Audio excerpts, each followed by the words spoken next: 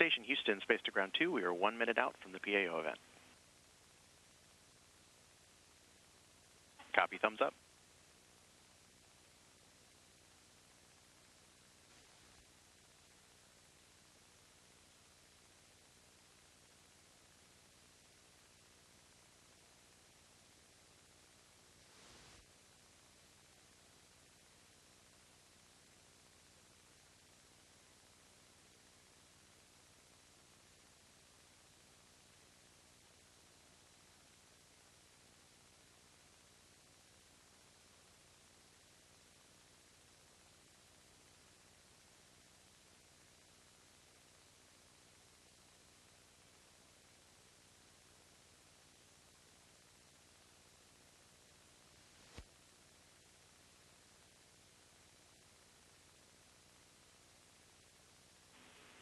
Station, this is Houston. Are you ready for the event?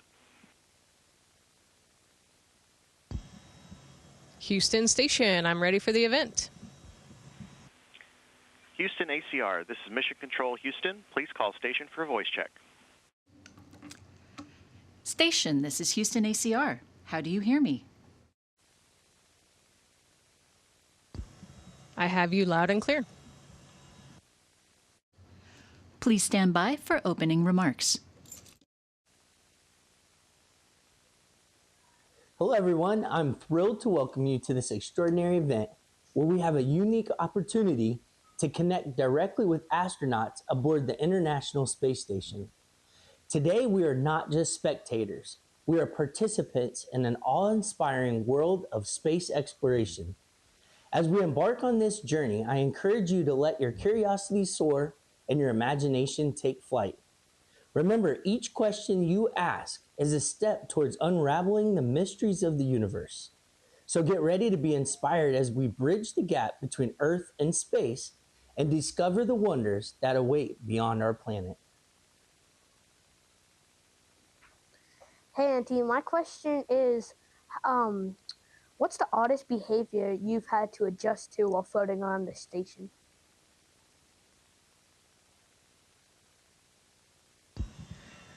Levi!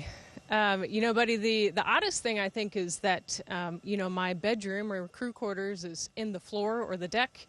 The treadmill's on the wall, the weightlifting machine is on the wall, and oftentimes you'll be talking to somebody and they're just popping out from the ceiling. And so you have to get used to talking to people upside down or sideways and, used to floating around the space station in all sorts of directions and different ways of communication. One of the other things that's kind of odd is we get like one pair of pants for the whole month, one t-shirt for the week, and we can't wash clothes up here, so we just throw them away when we're done and they burn up in the atmosphere. So a bunch of odd behaviors that we have to adapt to up here in space. Hi, my name's Ryan, and my question is, if you could invite a fictional character to experience this with you, who would it be and why?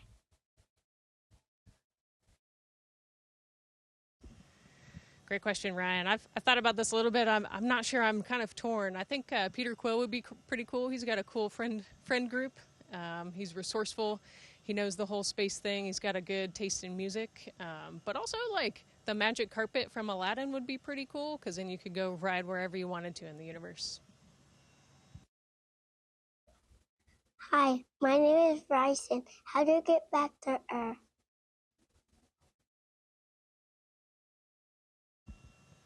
Hey, Bryson. So we came up in a spacecraft called the Dragon. It was launched on a couple rockets, and once the first and second stage rockets were done, we left them behind on Earth or in the atmosphere.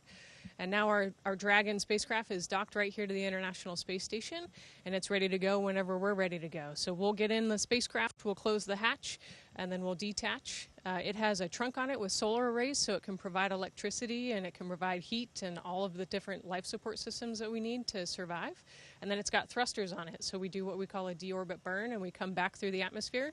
Some parachutes will deploy, and then we'll land in the Pacific Ocean. A ship will come pick us up. We'll get on a helicopter to fly to California, and then we'll get on a jet and we'll fly home to Houston.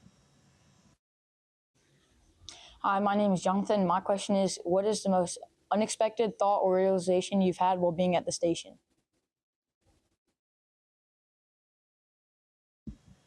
Hey, John.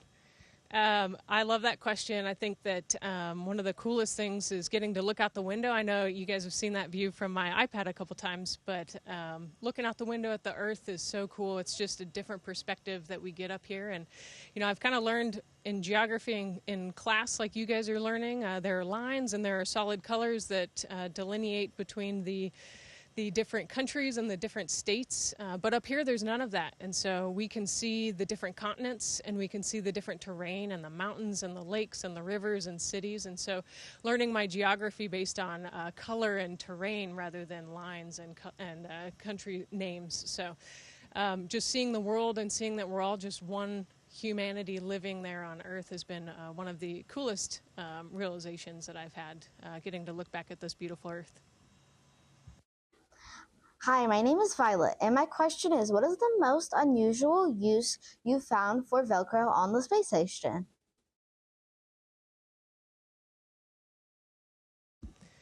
So Velcro on the space station is used everywhere. You can see I've got some on my pants. I stick everything to my pants if I need to put something down. But recently I lost my spoon, and it floated off into the Russian segment, and somebody found it and brought it back to me. So I put a little piece of Velcro on my spoon so I can keep it next to the table and not lose it again. And then another technique I was given was to use the Velcro on your flashlight. You can use it as a back scratcher. The tough part of the Velcro there is a great way to scratch your back in places your hands can't reach.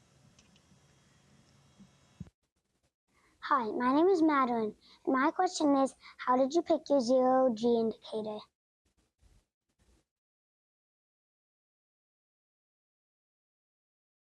Hey, Maddie girl. So our zero-G indicator, here he is. I brought him with me today. His name's Druk, or Druk. That's the Russian word for friend. And crew 10, the 10 on the wings there, you can see it. We were sitting around the table at dinner one day trying to figure out what we were going to use as our zero-G indicator. Every crew gets to pick their own. And all four of us are pilots, and we all grew up building paper airplanes. And so we started talking about that inspiration, and we kind of also morphed into origami, and we're trying to figure out how to get paper airplane on the spacecraft. And then in the origami discussion, we found out you could order a plush origami. So we've got the stuffed animal here. It's a crane. It's also the international symbol of peace. So Crew 10, we're all about friendship and international cooperation. That's how we all got here. That's why we're on the International Space Station. And so we thought this was a perfect example of who our crew is. And it was a great way to show off that we were in space with our zero-G indicator. And in fact, Maddie, if you or any of your classmates or schoolmates have an idea for a zero-G indicator, you can actually go online and look up the Moon Mascot Competition. It's a challenge to see the Artemis 2 crew. They're asking the world to come up with an idea for their zero-G indicator. So if you guys have any good ideas, look it up online and put it out there, and maybe you'll see your zero-G indicator headed over to the moon.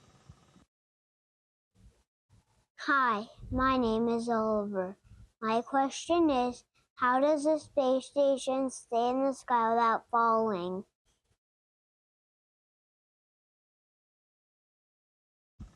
Hey, Oliver. So we are high and fast above the Earth, about 250 miles above the Earth, and 17,500 miles an hour is how fast we're going. So we're actually being pulled down to the Earth. We're actually technically falling, but we're so high and fast that as we fall, we just miss the Earth, and we go into an orbit, and we just keep missing the Earth. So it's an orbital mechanics discussion, but we're being pulled back to Earth by Earth's gravity, but we're far enough away and we're fast enough that we stay up in space.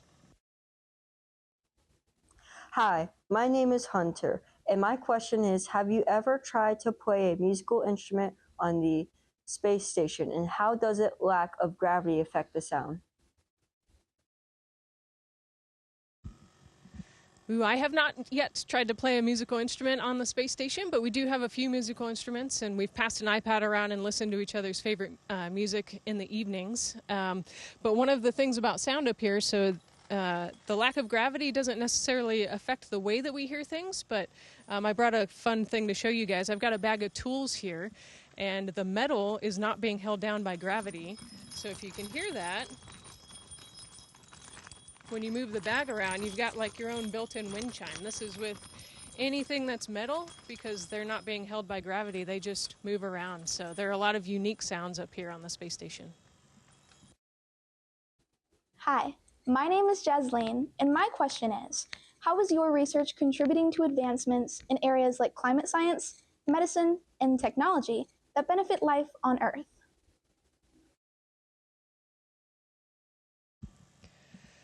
You know, at any given point in time here on the International Space Station, there are over 200 science experiments going on, whether that's outside the space station, looking out at the universe, or looking at Earth, or inside the space station. And you know, some of my favorites, actually, we can volunteer for science experiments. So I volunteered for several human experiments. And so scientists on the ground are looking at my core body temperature. I actually just took a headband off earlier today that was measuring my core temperature.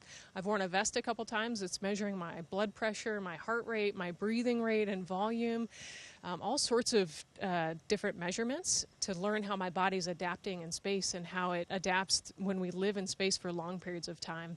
I'm also doing a couple studies that are looking at bone loss and cartilage, and so, you know, how do we figure out how to counteract the effects of zero gravity on the body? And so as we look at all of these things, while I'm up here for, you know, 4 to 6 months, we can then extrapolate that into longer-term spaceflight. You know, as we go on to the moon and we explore out to all the way to Mars, we got to figure out how to get people there and get people in space for, you know, a year or two minimum sometimes. And so that's one of the things that I'm most excited about. And then all of that research is going to inform how we do life on Earth and how do we better prepare and better take care of our bodies as we adapt to life on Earth as well. Hi, my name is Landry, and my question is, have you ever seen a shooting star from space? What did it look like? Oh man, I have not seen a shooting star yet, but I have seen a lot of really cool satellites. I've seen a lot of really beautiful constellations. I've seen the moon a lot. I've seen some really cool lightning and auroras, so I've seen a lot, but not a shooting star yet. So I'm going to put that on my to-do list. Hi, my name is Lincoln, and my question is, have you ever tried to play a prank on a fellow astronaut using the unique environment of space?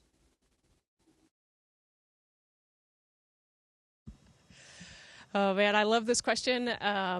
Not yet, but we did contemplate doing one on April Fools, and that was removing a handrail that's popular in Node 1. So as people zoom through the lab, usually you catch yourself on one particular handrail, and if you move that out of the way, somebody could be coming in for breakfast and not have a way to stop. So we thought about it, but not yet. We haven't done one yet.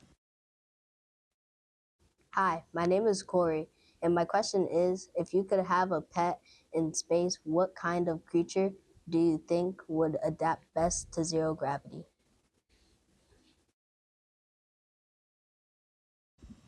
Ooh, I think an octopus would be really cool. Don Pettit is a really smart individual, and he's up here with us. We were discussing this over dinner the other day, but, you know, octopuses are really smart, and they've got these 8 limbs that don't have bones in them. You know, bones and muscle are a structure that we build because we have gravity that we need to be strong against, but in zero gravity, you don't necessarily need that. So I think an octopus would be really cool. It'd be really cool to see them adapt and start to learn how to move around the entire environment without gravity holding them down. Hi, my name is Aubrey, and my question is, have you ever discovered any particular smells in space, and how do they compare to earthy scents?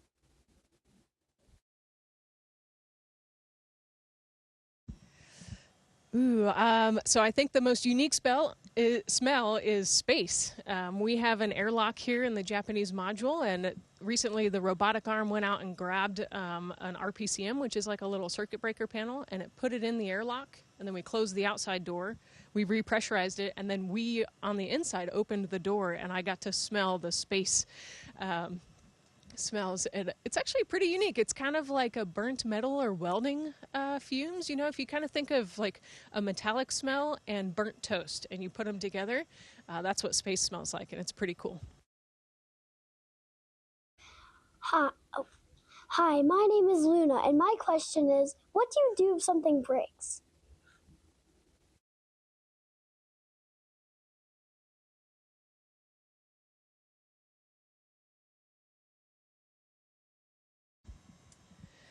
Luna, if something breaks up here, we have to fix it. So we can't call an electrician or a plumber or anything else. So we have a team on the ground that, they have the same parts and pieces on the ground, and they kind of figure out a procedure on how to fix it. They'll send that up to us, and then we'll work with them on fixing things. So I've worked on the ventilation system here. We just swapped out a part on a spacesuit today. So there are all sorts of things that we fix on a daily basis. The astronauts are the ones who maintain the space station. So the majority of what we do is the science and the research, but also we are the maintainers. Hi, my name is Brady, and my question is, what's the most surprising item you've repurposed for entertainment while in orbit?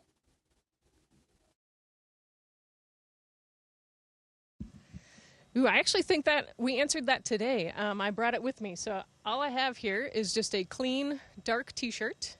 And actually, this is a great example of the ground team. We needed to see if the airflow that we were getting was clean. So we put this t-shirt on the end of an air duct, and then we let it blow air onto the t-shirt for about 3 minutes. And then we removed the t-shirt to see if there were any particulates or any debris or anything that we needed to be worried about in order to make sure the air was nice and clean while we fixed that spacesuit today. So just imagine like a random t-shirt repurposed to fix a spacesuit today. Hi, my name is Emerson.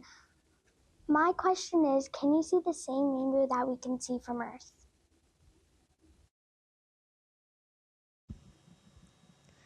Emerson, so the rainbows, I think, are due to the sun angle on Earth. So I haven't seen any rainbows yet here, and I think we might be a little too far away from the clouds. But we do get to see the amazing clouds out there and the different heights of clouds.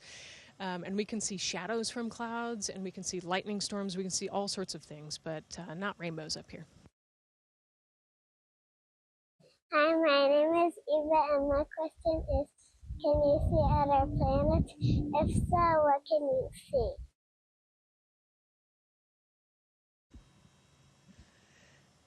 So without a telescope, we can definitely see other planets up here, but it's a similar view to what you guys have on the Earth. The other planets are so far away from us, they still show up as kind of small dots. So if you wanted to see the real details of a planet, you would have to get a telescope out even up here on the space station. We're 250 miles away from you guys, but the planets that you might want to see are hundreds of thousands of miles away. So you got to look real hard through a telescope to see details on planets. Hi, my name is Asher Mack, and my question is, can you see a city or a house from the space station?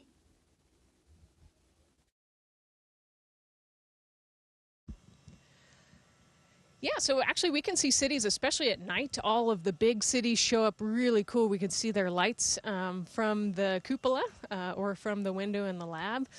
And then also during the day, we can kind of see the cities. And then if you get a big telephoto lens out on the camera and zoom in really far to the Earth, you can see individual buildings. But so you could take pictures of those things. But just with your eyeballs, you can see kind of like the coastline. And for example, I saw Tampa just the other day. We flew right over Tampa, and I was able to see Tampa from the space station. And then I zoomed in with a camera, and I was able to see the Air Force Base that's right there and the city and the different buildings. So pretty cool. Hi, my name is Roran, and my question is, what is the weirdest question you've asked yourself while being in space? Oh man, the weirdest question I think is, where am I? On the first night when we slept in the Dragon spacecraft, I woke up and I felt like I was falling and I had no idea where I was. And then the second night when we were here in the space station, so my first night on the International Space Station, like I said, my crew quarters are in the deck or on the floor.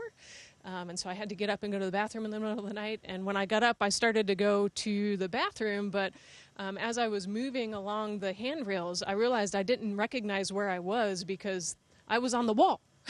And I had always been going on the deck.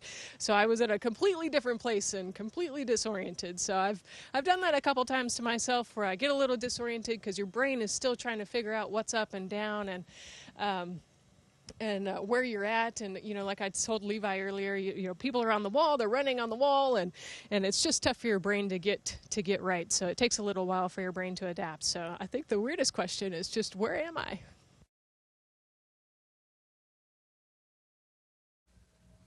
Thank you all for being part of this incredible journey today. It has been a privilege to witness your enthusiasm and curiosity. The questions you've posed have shown us that the future of space exploration is indeed bright and promising. Remember, the universe is vast, and every one of you has the potential to contribute to its exploration. Keep dreaming, keep asking questions, and never stop reaching for the stars. Together, we can achieve unimaginable heights. Thank you, and safe travels on your own path to discovery.